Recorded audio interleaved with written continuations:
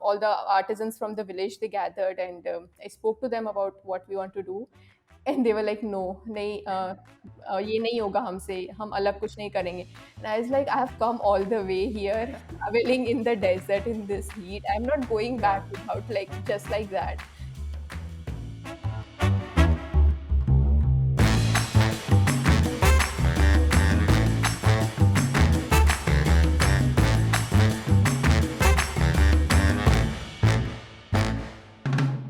Hello and welcome to the Desi Design Show, a podcast by Command Plus J, where we bring the fun back into design interviews and the Desi back into design.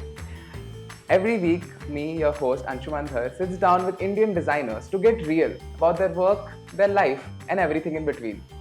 Today on this show, we have with us Brinda Dudhat, who is an extremely innovative textile designer. Brinda, welcome to the show. Thank you. Thank you for having me. Yeah, okay. So, for the people tuning in, some context about Brinda. After studying textile designing at NID Ahmedabad, she worked as a design consultant from GEO with the Asian Heritage Foundation on a World Bank funded project which aimed at providing livelihood to the marginalized craft communities of India. In May 2019, she moved back to her hometown Gandhinagar, Gujarat, and founded Morii Design with the aim to empower and celebrate every artisan. Not only are the end products first rate in quality, but they also each have a story to tell. Along with this, she also conducts workshops in villages and artisan communities and cradles their skill set into crafting contemporary one of a kind pieces. Vrinda, not only am I blown away by the level of detail of what you make, but just looking at certain craft pieces often, I don't know, invokes some sort of an emotional response in me, which I did not know I could have by looking at like textile. And I'm just so excited to have you here. Thank you. Thank you. Yes. So, where are you speaking from right now? I'm in Gandhinagar from my You're back in studio. Gandhinagar. Yeah, Okay. yeah. We have actually moved to a new studio this Mm-hmm. month only. So we're like setting up the new space and Okay. And like, have you, in general, I mean, I know it's too early to say or premature even of me to say post-pandemic, but because it's not necessarily finished yet. But like, yeah. have things started opening up there in Gandhinagar? Are you being able to go out as frequently Yeah, as you yeah. were able Here to? locally, it's all opened up for almost a month, and that's when we shifted to this new space. And yeah, it's much more relaxed now compared to what it was. Nice. And I Yeah. mean, it's really cool. I've seen pictures of your studio, which looks really dope.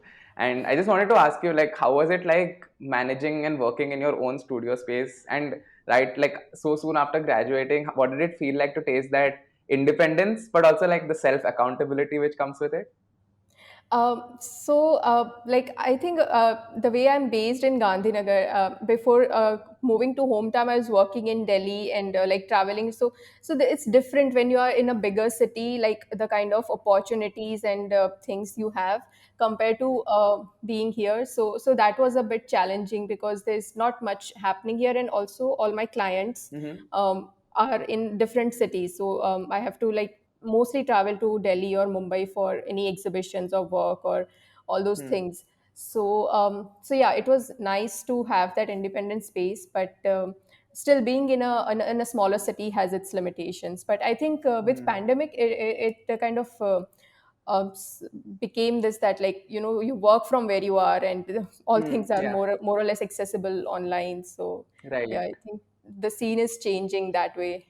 That's great. I mean, I have like I've looked up and I'm just like in awe of, I mean, of like what you've done with Morii Design and the studio as well, because at such a young age, you don't see a lot of like designers who graduate, because most people from textile, they either go like corporate or design studio, or some people decide to like, oh, I want to go hardcore print design, or I want to do like print making or textile engineering.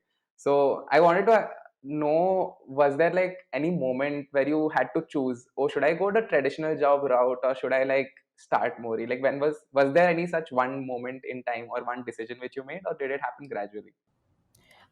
So like I was always more inclined towards the craft sector, and like at being at NID, you get this good exposure, like all the field trips, and you see. And if I had to say, like, there's this one book which kind of changed my course, was this book called "Small is Beautiful" Okay. by E.F. Schumacher. Like, I read that book and I felt like how important it is for things to happen small scale, and that's when. Um,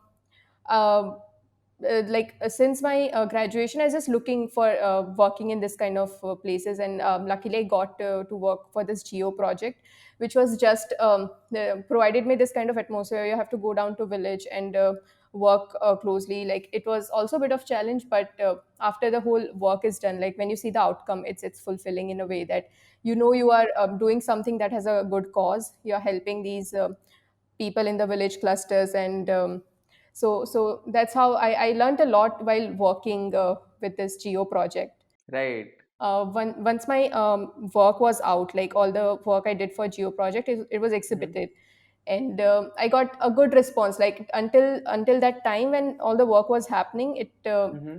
it wasn't that I didn't realize what kind of potential it had, but um, once it was exhibited, that's where I gained the confidence that maybe I can do something which people are appreciating. And actually, that's when like Morii started. And it started with me and my boyfriend both. So my boyfriend is a graphic designer from NIT, Sonu. So he kind of came up with this idea. Is like, wow, this work is great. It was like a joke. He's like, you should start your own brand. I was like, really? It's like, yeah, yeah, you should totally. I will help you with all the branding and graphics. And the name Morii came up, and all that Right. happened. So we kind of started this together in a way. But then I was the one like doing all the field work, and he was Okay. helping. We are more of like a two-person team Mm-hmm. running this business right now. Right, right. Yeah. We stand a power couple. I love it. It's so good. And I also like that, I mean, I think it's very important to get that taste of when you get some validation, like when you said when how your work got exhibited at Geo. Sometimes you're Yeah. really passionate about something, but then you still need a little other people to tell you, oh, we would love to like see more of this, to be like, oh, maybe I can start my own thing. That's super Yeah. cool. I wanted to dig a little deeper into Geo actually. So like, and the Asia Heritage Foundation in general, and like, Hmm. what would you say some of your takeaways from that time was, because that happened before you started Morii technically, right? Yeah, yeah, yeah. Right. So that is where I learned everything basically, more than also what I would have learned in college, because this project was guided by Rajeev Sethi. If you know, he's like this genius designer, and Yeah. he's actually like just being in that environment. His office is like how you learn everything. He has this big office where he has put all this artworks and things that he has been collecting for last 50 years. It's like a antique museum, the office. Like, working there, you're just getting Wow. inspired by each object, like painting and sculpture and whatnot. So, being there, I just learned a lot about the design in the Indian way, the way Rajiv does it. And so, basically, World Bank had given this project to Rajiv. It was guided by Rajiv, and what World Bank had did was they identified 22 clusters across India, which were marginalized craft clusters, and they needed some development. And then Geo had hired all these designers like me who were going to these village clusters and developing all this work. And all the design developments that we were doing were all a guy like approved by Rajiv. Like, he was the guide throughout the entire work. So I joined Geo, and I was given this cluster of Sujni, which is running stitch embroidery in Bihar. And I started developing certain things, like studied the history of the craft and came up with different ideas what can be done. And the first time when I'm going to Rajiv, showing all the work that I had done in the workshop back in the village, I'm getting a good scolding. He's like, "You call yourself a designer? This is what you're doing. Like, this is bad." And I was like, it was like my second month in the job, and I got a very good scolding. And then obviously he guided me. He was like, "See, you don't have to be lazy. You have to." Like, when you're making an artwork, like everything has to look different. Like, it's done by hand, and like bring that element of asymmetry and abstraction into the thing. Like, work like an artist. And just like these little feedbacks that you get from Rajiv, they are like transforming everything. And then, like, my whole direction of making this artwork kind of changed. I'm looking at it more like an artwork, and not something which is like merely reproducible and just like doing for the sake of doing it. So that whole learning came while working here with Rajiv. And that's what like kind of reflects in my work today also. Main thing what he used to say is that well, like, handcraft is kind of dying. So when you're doing something with your hand, you have to make sure you stay one step ahead of the machines. So with hands you can create things that machines cannot replicate. So you have to bring that element of asymmetry, that abstraction into it. And that's what I've been trying to do even now, to get as much detailed work as possible, and just giving it your all, rather than just like how in corporates and places you're just like doing things for the sake of doing. And here that's the difference I learned. And it definitely shows in your work. Like, I do not Mhm. think I could have anytime soon see any machines replicating the kind of stuff you do.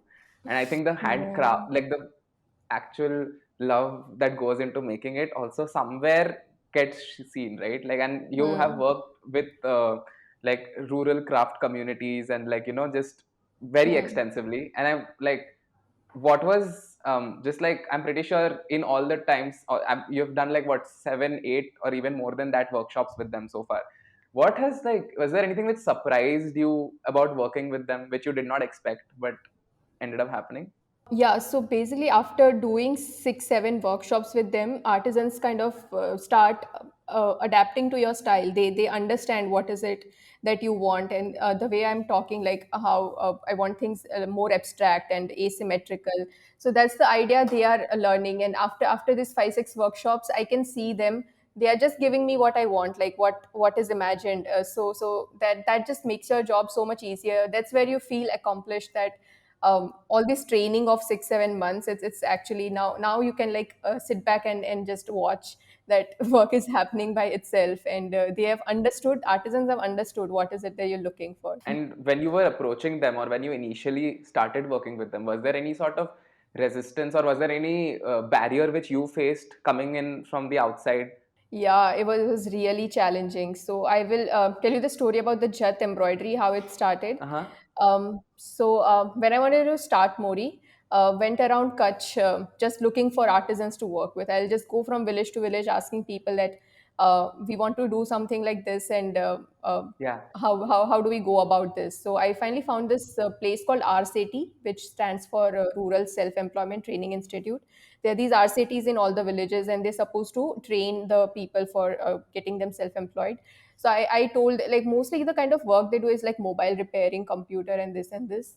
But I told them that I want to teach people, like train people for embroidery, and they helped me out. They put an ad in the newspaper, and they're like, a lot of people came in from around surrounding villages, and we started Nice. this workshop. And they also guided me to this cluster, Jat Embroidery. And I went there, and initially artisans just refused.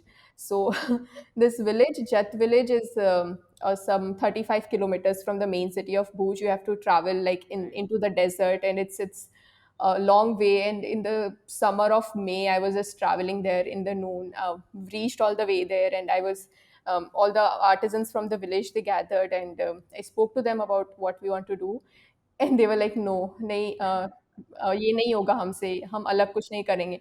And I was like, I have come all the way here, traveling in the desert in this heat. I'm not going Yeah. back without, like, just like that. It's like हम करते हैं, थोड़ा थोड़ा शुरू करते हैं. Like, I also had some local people with me.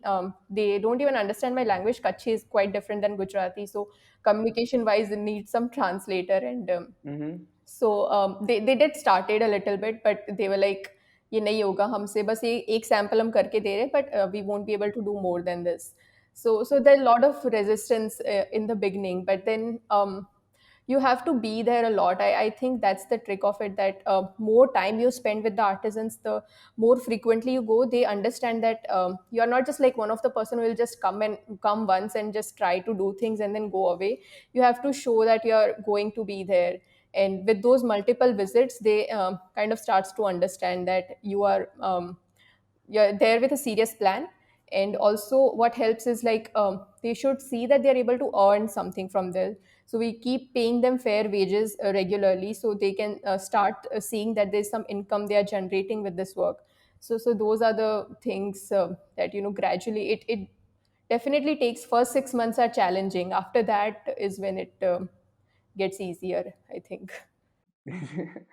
Sounds like quite the adventure. I can't imagine to being spending all that time and then just being told like, "नहीं नहीं हमसे नहीं हो पाएगा." Starting with, this is what you get from mostly artisans. They're resistant to something new, something different.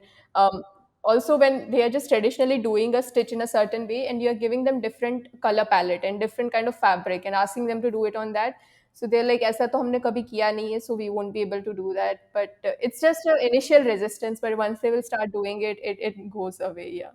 I can imagine. Yeah. Like this is something all creators face, and I do this too. Where like every time we look at our old work or the first work we've created in general, we we tend to overanalyze it and find a lot of mistakes. Or just in general, it gives us a nice measure of how much we've grown. And we have a segment on the show which we call Classroom Review.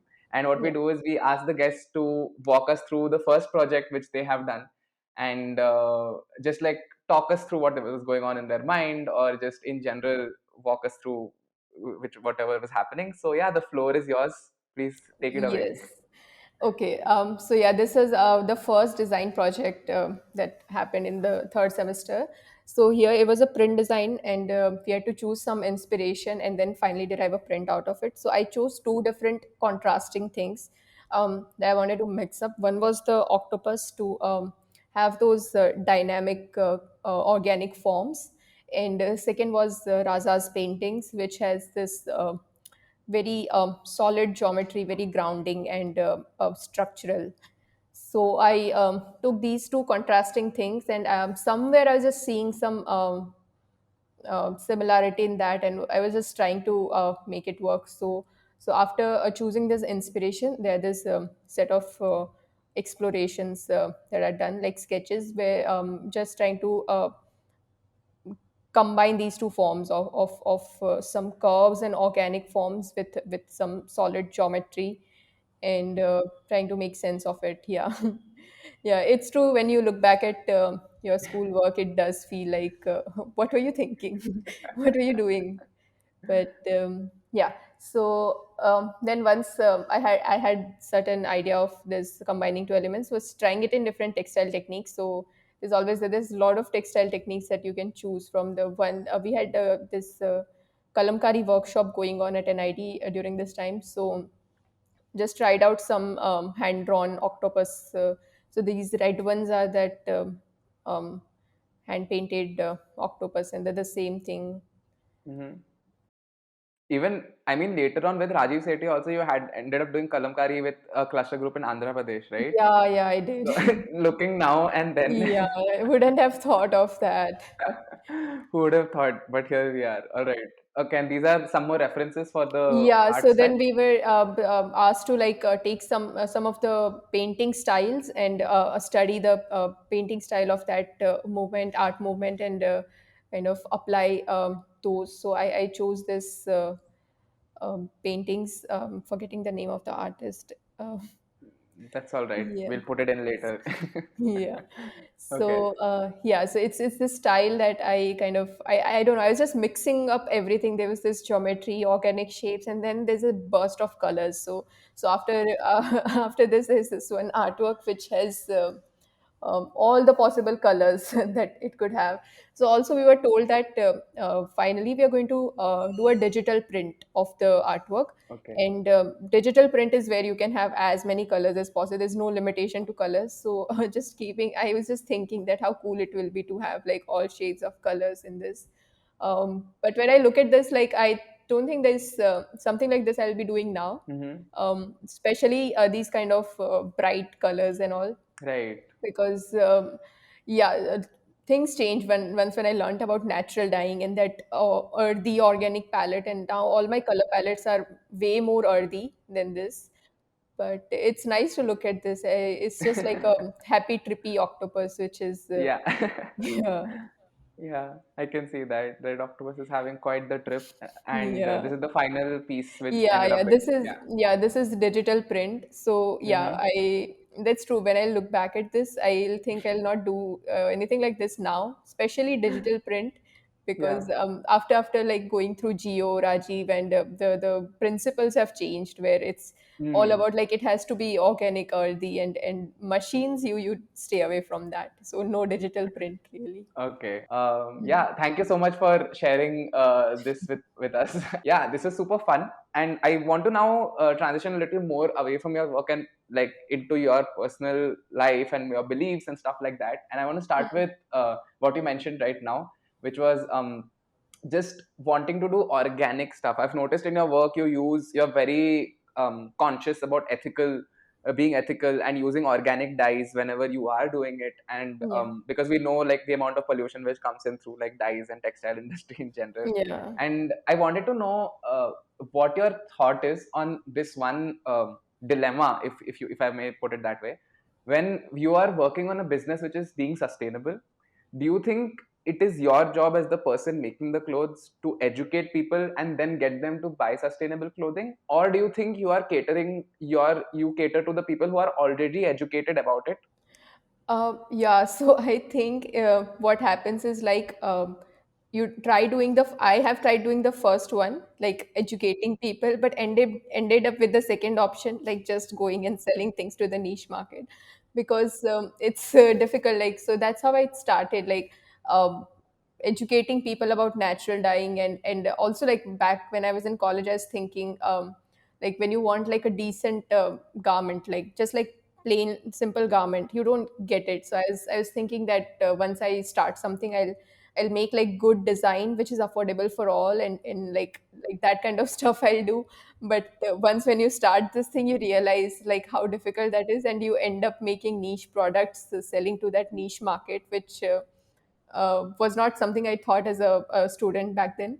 And Yeah, ultimately, like the kind of market that at least right now we are more going to the niche market, because to sustain ourselves also we need yeah, to of course, have that. Yeah, definitely, but I definitely. would really want to like make more good affordable design for a Hmm. larger audience. I think they'll take time to get there. Yeah. So coming a little more behind, like growing up in your childhood, what was your relationship with fashion? Was there anyone who inspired you from your family or something like that? Not really. I was not at all into fashion or even textiles, and didn't know much about it.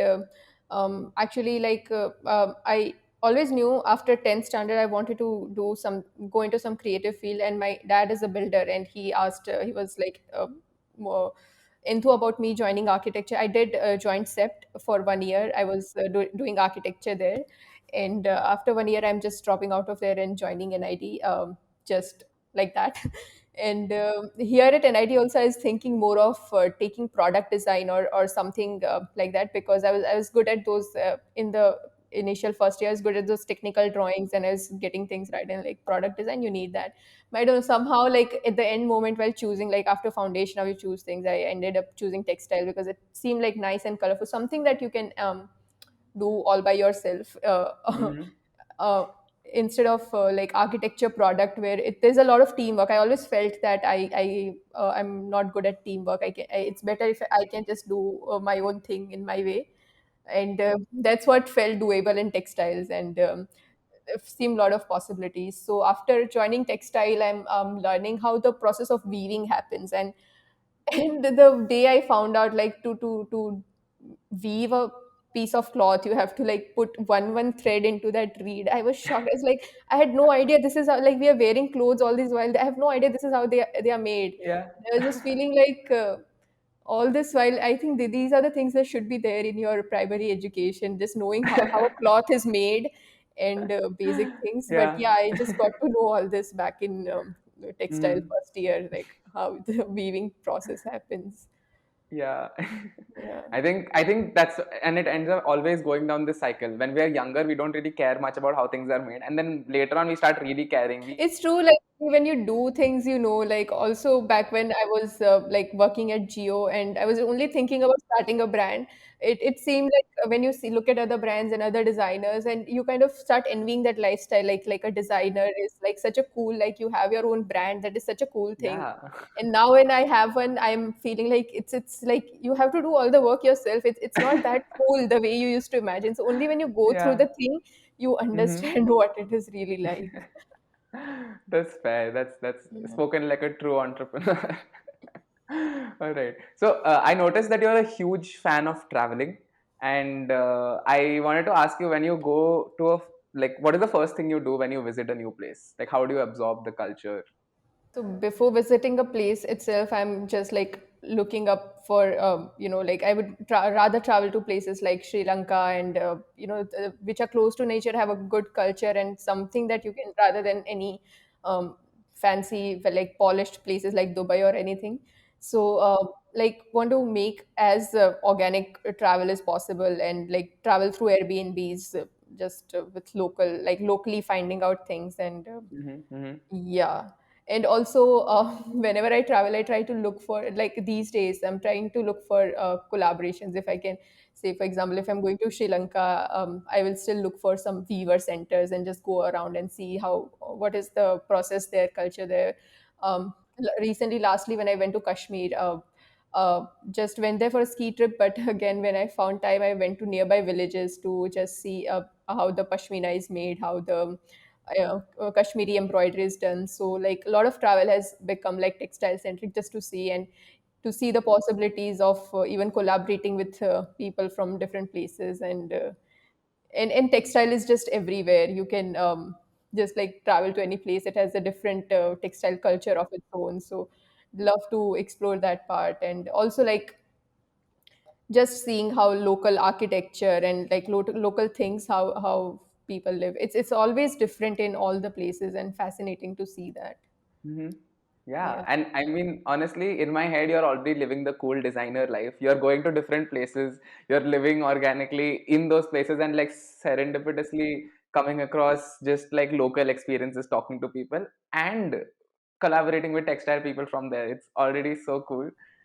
You spent a semester in Japan, right? Yeah, yeah, So, yeah. and in general, also I've seen like Japanese, because Mori's name comes from like Hindi Mori Yeah, and Japanese forest woods and yeah, all of that. yeah, yeah, yeah. So did you pick up any Japanese when you were there while in Japan? Yeah, I did because I also learned for 2 months before going there. You need to Wow. learn some Japanese to survive there. But in 2 months, I couldn't. But after staying there for 6 months, at the end of 6 months, I could at least understand some of it.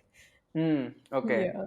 What would you say is one severely underrated aspect of their culture? There's a lot. There's so many things. Like the way they are polite and the I mean, sometimes like just like crossing, like people are just bowing down to you everywhere. You just want to cross a road. You stand at the side of the road. Cars will just stop by themselves, and inside sitting the car, people are bowing down to you, asking you to please What? cross the road.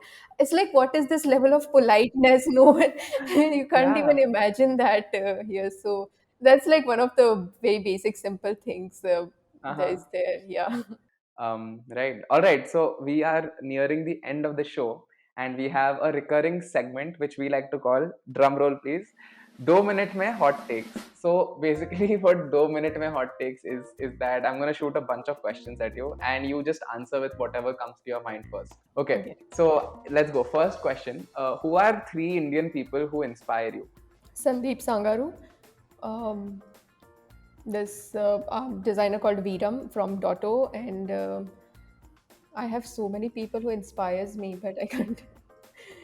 Um, I mean, we can do two as well if that's all that's coming in your mind. all right. All right. Next question: hand paint with dye or patterns with stitches? Patterns with stitches. Patterns with stitches. All right. Yeah, yeah. Okay. What is a fashion trend which you love, and what is one which you don't really get? What I love is this like nice loose baggy garments. Yeah, love Yeah, that too. And is there anyone and which you don't get? you can get anything. Okay, okay, you're just like you're down with whatever as long as it looks cool. Yeah, yeah. Fair, fair. Okay, this is specific to when you were at NID. How long did you stay in the studio for your weaving course? Oh, nights and nights. The threads will keep breaking. It was a nightmare. I would cry, and then my roommate will come to help me. And I've spent nights there just to get a sample out. All right. Okay, bun maska at Delight Bakery or Maggie at BMW? Bun Baska Delight Factory. Is there any song which is stuck in your head right now?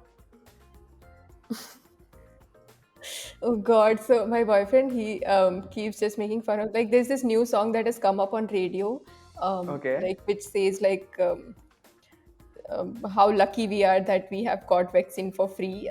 It's like the true version. Like I'm just so irritated with it and all that, and he keeps singing it all the time. So सबको मिला है टीका धन्यवाद मोदी जी का. So he just keeps singing that, and that's in my head. Yeah. And Oh my it's God, that such is bullshit. Yeah. beautiful. I love it. I sometimes the songs which do get stuck in our heads are the ones which we are annoyed by the most. I find it Yeah, very exactly. ironic. Okay. All right.